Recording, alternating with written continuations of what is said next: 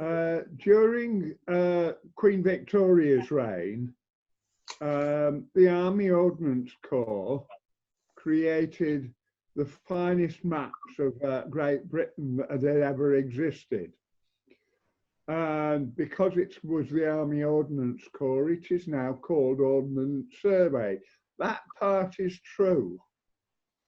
How much of the rest of it is true, I really don't know. You can take it with a pinch of salt.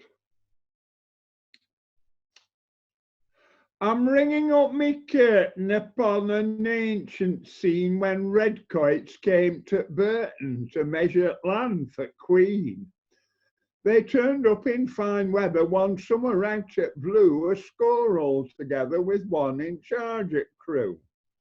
A sergeant, such a pusher and just as full of swank as Emperor of Prussia or boss of Pennybank.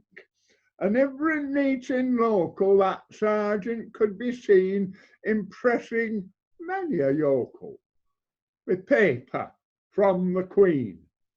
Her Majesty had sent him to measure up her land, and to this end she'd lent him this paper from her hand.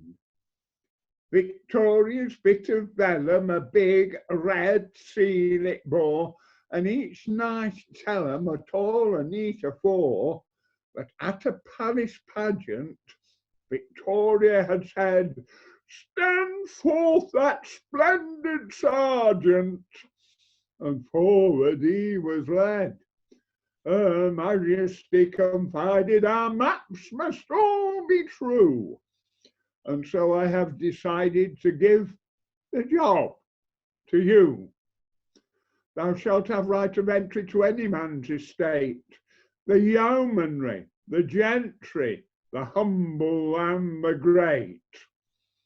At last, one fine June morning, them redcoats in a swarm, without a word of warning, descended on Slant Farm.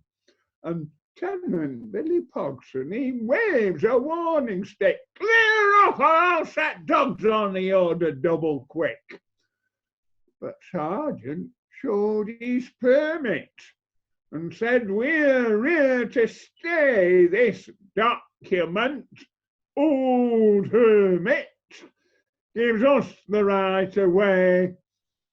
Paragraphs he fingered with military zeal, and lovingly he lingered upon the royal seal.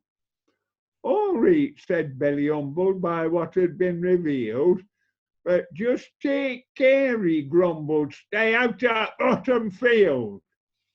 Said Sergeant, quite unheedful, "We'll go where we think fit, and if we find it needful, we'll trample all over it."